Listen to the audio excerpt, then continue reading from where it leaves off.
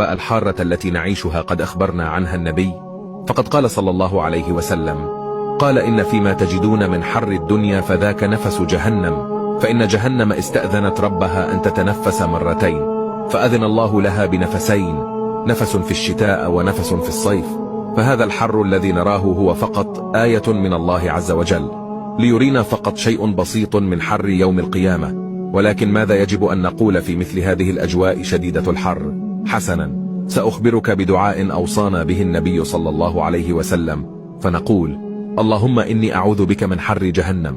فما من مسلم استعاذ بالله من جهنم إلا وقالت جهنم: اللهم إنه استعاذ بك مني فأعذه مني يوم القيامة.